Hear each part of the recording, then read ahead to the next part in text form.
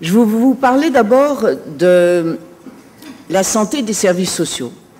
Vous avez probablement suivi ce qui s'est fait parce que récemment, ma collègue Véronique Yvon est venue annoncer des investissements pour les enfants autistes et les enfants qui sont sujets à des déficiences ou à des troubles envahissants du développement.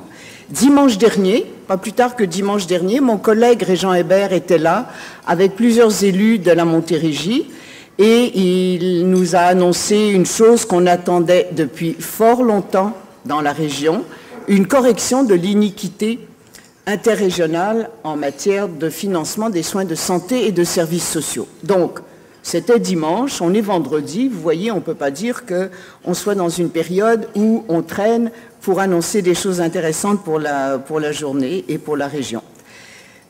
Pour revenir à la santé et aux services sociaux, c'est près de 39 millions de dollars que Régent Hébert et Véronique Yvon ajoutent à la région de la Montérégie. Et donc, c'est quelque chose qui est énorme. Ça va permettre aux établissements de santé, aux organismes communautaires, aux entreprises d'économie sociale, d'avoir l'aide qu'il faut pour mieux répondre aux besoins de la population. Et je vous le disais, ce sont des sommes qui corrigent une iniquité interrégionale qui était manifeste. Vous savez que des régimes comme la santé et les services sociaux sont financés au point de départ avec une base historique. Le problème d'une base historique, c'est que si on ne la corrige pas au fil du temps et au gré des développements, on se retrouve avec un décalage. Dans notre région, il y a eu un boom démographique important et donc il y a une croissance de la population qui justifie que l'on ajoute des sommes en matière de financement de la santé et des services sociaux et ça n'était pas au rendez-vous depuis des années. Avec ce que Régent Hébert a annoncé dimanche dernier, donc, on diminue de 27% l'écart de la Montérégie par rapport aux autres régions du Québec. Alors, comme disait, oui, je trouve que vous avez raison, je vois quelqu'un qui a envie d'applaudir, ne vous en privez pas, ne vous en privez pas. Parce que vous savez, là, je vous donne un chiffre, mais ce que ça veut dire, entre autres choses très précises, on va accueillir en Montérégie 250 spécialistes de plus. Avec ces sommes-là, on va être capable de les installer. Ça prend un peu d'équipement, un peu de ressources. Ça veut dire, si je me rapproche de ce qui est le plus important, des personnes. Ça veut dire que des gens qui actuellement sont malades et sont obligés d'aller se faire traiter en traversant le pont sur Montréal, aller-retour, pourront se faire traiter chez eux parce qu'on aura des spécialistes chez nous. Je pense que de ce point de vue-là, c'est une très bonne nouvelle. Alors, il s'est trouvé des gens la semaine dernière pour dire 27% c'est bien, mais 100% ce serait mieux. Et mon collègue de dire 27% en moins de 7 mois, c'est pas si mal. Attendez la suite, donnez-nous 4 ans, on va être capable d'en faire encore plus. C'est pas si mal. Je vous parlerai maintenant d'un autre dossier, parce que j'en profite aujourd'hui, puisque vous êtes là, pour faire un petit bilan du court terme. On est dans une période de l'année où on annonce donc les sommes dont on va disposer pour l'année prochaine, 2013-2014. Mon collègue Sylvain Gaudreault, je vais vous en parler 2 fois parce que je viens de le voir encore ce matin. Mais là, je voudrais vous en parler parce qu'il m'a donné le privilège de le représenter et en même temps de vous annoncer, il n'y a pas très longtemps, que nous avions un investissement important dans la région en matière de transport. Si vous avez suivi les événements, vous savez probablement que nous avons investi près de 725 millions de dollars simplement pour l'entretien de nos infrastructures routières et cela exclut le transport collectif. Donc, je peux vous dire, pour avoir là encore eu des collègues autour de moi quand on a fait cette conférence de presse, pour avoir eu des échos de ce que ça veut dire dans beaucoup de municipalités de la région, y compris Longueuil, c'était une excellente nouvelle que d'avoir 725 millions pour les 2 prochaines années. Et là encore, notre part du gâteau est supérieure, même dans ce cas, à notre poids démographique. On peut dire que la Montérégie a été bien servie en matière de budget pour les infrastructures routières.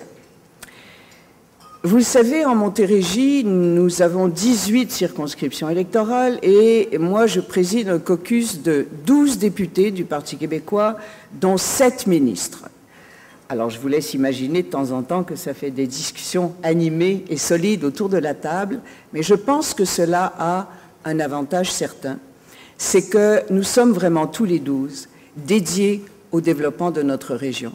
Nous croyons à la Montérégie sous toutes ses facettes, avec toutes ses couleurs. Il y a des députés qui représentent des circonscriptions essentiellement rurales, d'autres semi-rurales, d'autres totalement urbaines, comme mon collègue Bernard Drainville et moi-même pour ce qui est de Longueuil, mais nous avons à cœur le développement de la Montérégie. Et le premier exercice que j'ai fait avec mes collègues, la première fois qu'on s'est tous réunis ensemble il y a quelques mois, je leur ai dit, faites-moi le total, faites-moi la liste des dossiers qui vous intéressent, qui sont importants pour vous, sur lesquels vous voulez que nous avancions dans les prochains mois, les prochaines années. Mon premier tour m'a amené 70 dossiers. Alors j'ai dit, je ne ferai pas de deuxième tour. Mon premier tour est bien suffisant. J'ai fait ensuite un exercice avec eux de priorisation, parce que vous comprenez bien que ces dossiers-là, ils touchaient tous les sujets. Ils touchaient la famille, la santé, l'éducation, le développement économique, l'agriculture, l'environnement, la culture, etc. Mais j'ai dit, vous comprendrez, chers collègues, que 70 dossiers, c'est excellent, mais on ne peut pas tous les mettre sur la ligne de départ, puis tous les faire avancer en même temps. En plus, on conviendra qu'il y a des dossiers des fois beaucoup plus spécifiques, beaucoup plus locaux, et d'autres qui ont une dimension plus régionale. Alors, j'ai demandé qu'on fasse un exercice de priorisation. Et nos priorités, elles touchent essentiellement 4 secteurs. Elles touchent le développement économique, elles touchent le transport, elles touchent la santé et elles touchent l'environnement. Et jusqu'ici, donc, vous voyez cheminer, ayez cette petite grille à l'esprit, vous voyez cheminer des dossiers, et je pense que dans ce domaine-là, il y a des dossiers qui avancent, ma foi, à bon rythme. Parmi les priorités, donc, j'ai parlé du transport tout à l'heure et de l'investissement du ministère du Transport pour les infrastructures routières, mais je sais bien que le transport, ça n'est pas uniquement une question d'infrastructure routière, c'est aussi une question de développement économique. Et je suis tout à fait au courant de ce projet, de ce vaste projet de développement économique autour de l'autoroute 30, puisque nous avons maintenant complété le dernier tronçon.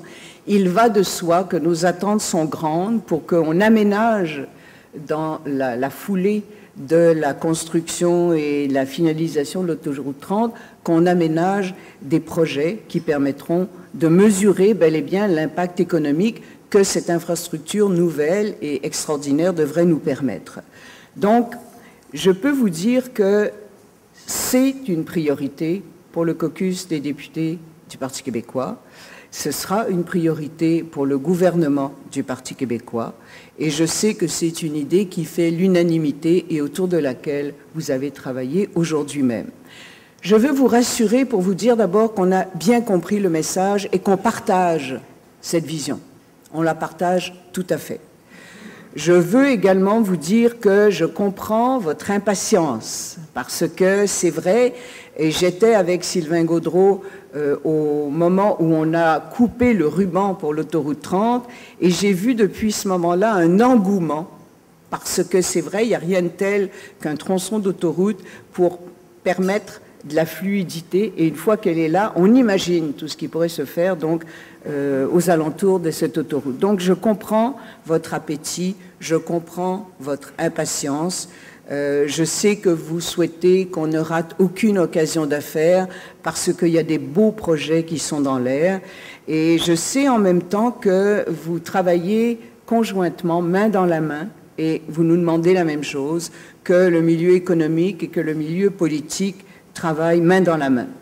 Je n'ai pas aujourd'hui une annonce particulière à vous faire, c'est plus un état d'esprit, c'est plus une intention, mais je peux vous assurer que nous sommes, mes collègues et moi, en mode solution et que je devrais vous revenir bientôt quand comme on dit, les fils seront attachés avec quelque chose de plus précis, mais nous travaillons exactement dans le même sens que nous et nous avons les mêmes préoccupations. Nous voulons assurément vous accompagner dans cette grande ambition, donc, d'avoir un nouvel essor économique pour notre région autour de l'autoroute 30. Mais je ne peux pas m'empêcher de revenir sur l'annonce qui a été faite, là vous l'avez vu ce matin, parce que j'ai vu en entrant dans la salle quelques mines réjouies. Alors permettez-moi quand même d'en profiter un peu, parce que vous savez, dans notre métier, on doit prendre ce qui va moins bien, mais ma foi, quand il y a quelque chose pour le partager. Donc ce matin, vous avez vu qu'il y a une annonce qui touche le pont Champlain. J'étais avec mon collègue Sylvain Gaudreault, ministre des Transports et des Affaires municipales, et Jean-François Lisée, ministre de la Métropole. Et nous avons donc réitéré à quel point le pont Champlain était vraiment sur un axe stratégique.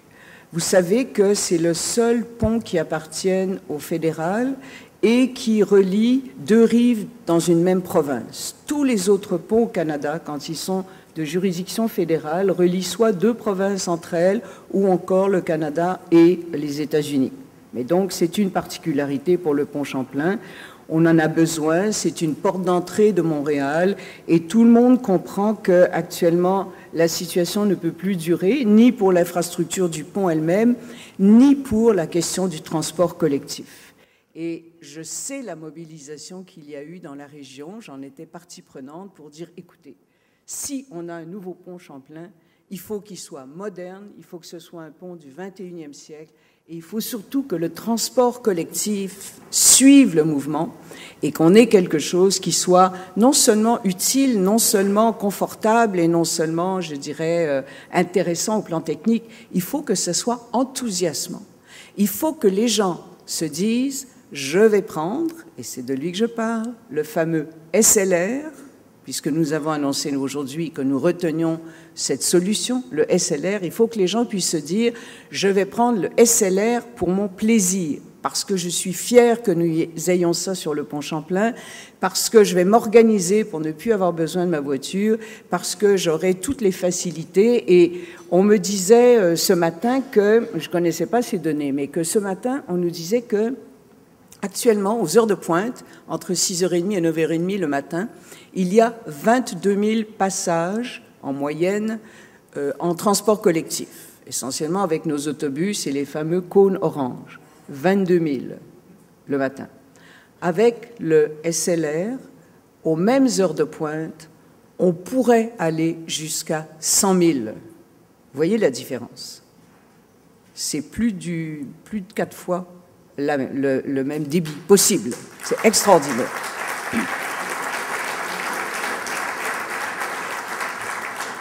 Alors je crois que ça va changer le visage de la Montérégie. Ça va changer les comportements des gens. Et c'est pour ça qu'il fallait voir grand. C'est pour ça que vous aviez tellement raison dans la région depuis des années. Puis je veux saluer, entre autres, le leadership de la Chambre de commerce qui n'a eu de cesse que ce projet voit le jour, la mobilisation de tous les acteurs du milieu qui, depuis des années, essayaient de convaincre le gouvernement qu'il faut retenir l'option du SLR. Cette option, elle est donc dorénavant bel et bien retenue, les autres sont éliminés. Il y a un bureau de projet qui a été mis sur pied et qui aura une somme de pas loin de 28 millions de dollars pour voir l'organisation, à dessiner les plans, à évaluer ce que ça coûte. Bien entendu, ça va coûter quelque chose. Mais ce dont on est certain, c'est que si le train léger sur rail, ce système coûte plus cher à l'achat, à l'implantation. Ce dont on est sûr toutefois, c'est qu'il a des avantages immenses sur la fluidité du transport, je viens d'en donner une illustration avec le débit de ce système, sur la qualité de l'environnement. Vous comprenez bien que parler de combattre les gaz à effet de serre, c'est une chose, mais implanter un système qui, à l'évidence, le combat sur du long terme, c'est vraiment en faire la preuve. Vous savez aussi, et je pense que c'est un impact très important de ce projet, nous voulons faire le virage au Québec de l'électrification des transports. Pourquoi? Parce que ça ne pollue pas, mais aussi, ma foi, parce qu'on a des ressources en cette matière. On est un pays, on l'oublie, vous savez. Moi, il m'est arrivé de parler de ça, entre autres, je me souviens une fois au Parlement européen, où je leur expliquais que 94% de notre énergie provient de l'électricité. Les gens en revenaient pas. Ils ont pensé que je m'étais trompée dans mes papiers. Et j'ai dit non, non, 94% de notre énergie provient de l'électricité. Et donc, c'est une ressource incroyable que nous avons.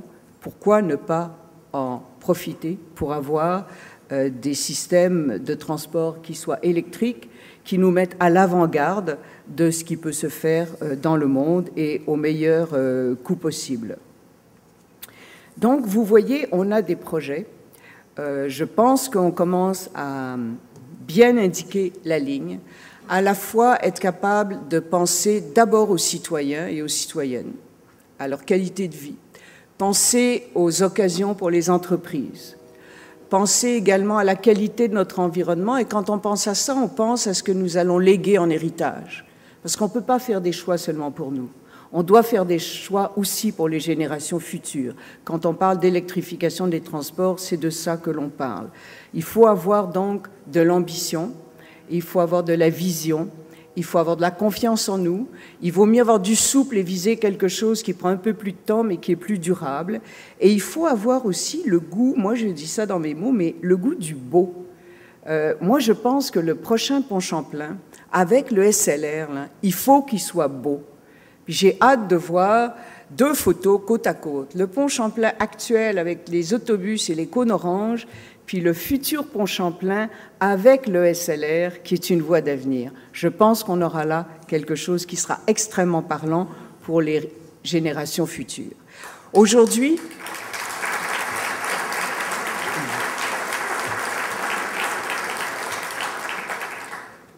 donc, c'est un grand projet qui a pris forme.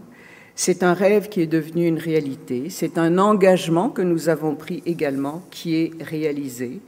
Je me permets encore une fois de dire à quel point la mobilisation de la région a été importante. Je pense que c'est peut-être l'ingrédient le plus important, c'est que nous fassions l'unanimité autour de nos grands projets. Et je disais ce matin, le SLR, depuis des années, il a marqué notre imaginaire. J'espère que bientôt il pourra marquer notre histoire, parce que dans tous les dossiers dont je vous ai parlé, ce que j'aimerais que vous reteniez, c'est que nous avons l'ambition de passer de la parole aux actes, qu'à chaque fois qu'on vous parlera de quelque chose, on puisse, peu de temps après, vous dire comment nous allons agir. Et c'est vrai que ça ne fait pas très longtemps qu'on est là, mais j'espère qu'avec ce dont je viens de vous parler, vous nous croyez, quand on dit qu'on veut passer de la parole aux actes, et j'espère que cela vous inspire confiance pour qu'on puisse continuer à vous livrer la marchandise en fonction des besoins de la région. Soyez sûrs que je suis très honorée d'être ministre responsable de cette belle région, et je suis très heureuse, en notre nom à tous, quand on peut faire des progrès comme ceux qu'on a annoncés aujourd'hui. Merci.